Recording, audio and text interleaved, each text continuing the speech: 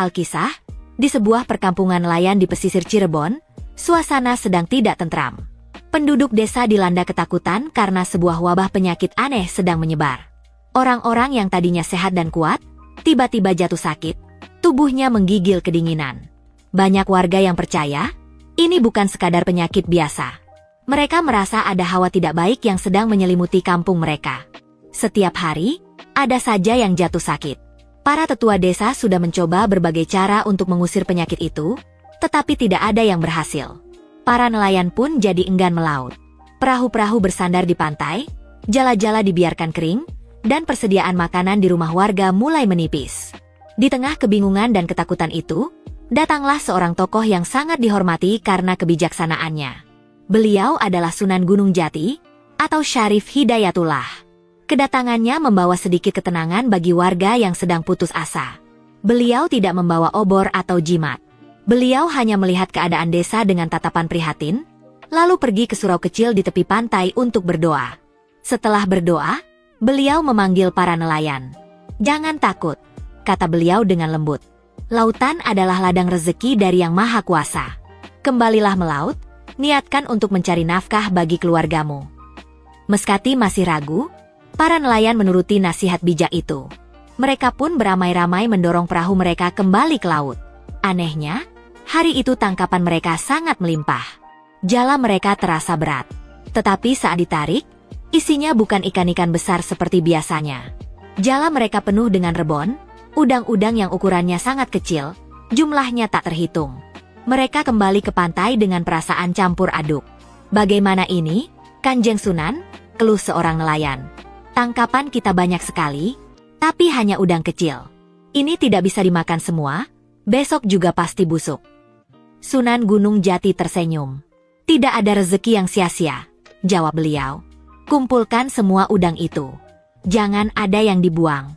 Jemur semuanya di atas tikar pandan di sepanjang pantai ini." Warga desa pun saling bantu. Mereka bekerja gotong royong, menggelar tikar dan menyebar jutaan udang rebon itu di bawah terik matahari.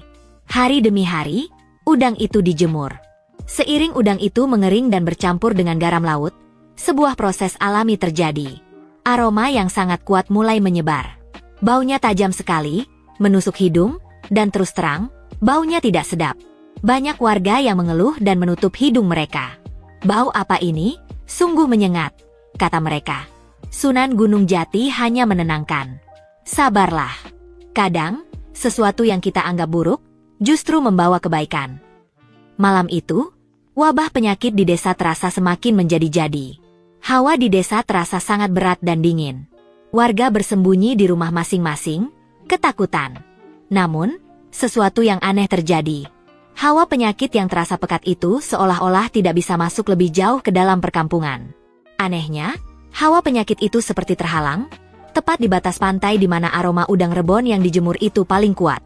Bau yang sangat tajam dan menyengat itu, yang tidak disukai warga, ternyata juga tidak disukai oleh hawa penyakit tersebut.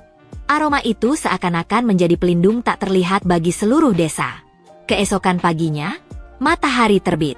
Udara desa terasa lebih ringan dan bersih.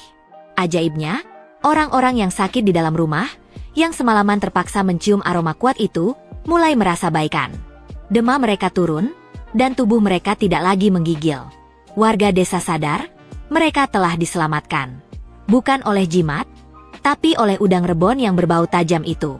Mereka pun berterima kasih kepada Sunan Gunung Jati. Beliau lalu mengambil udang rebon yang sudah kering itu, dan mengajarkan warga cara menumbuknya dengan garam, hingga menjadi pasta yang kental dan awet. "Simpanlah ini," kata beliau. "Ini adalah berkah dari Cai Rebon, air rebon." Konon, dari situlah nama Cirebon berasal. Dan pasta udang yang beraroma kuat itu kini kita kenal sebagai terasi. Hingga hari ini, terasi menjadi bumbu penting di dapur-dapur Indonesia. Cerita ini mengingatkan kita bahwa kadang berkah dan perlindungan datang dari cara yang tidak terduga, bahkan dari sesuatu yang aromanya tidak kita suka.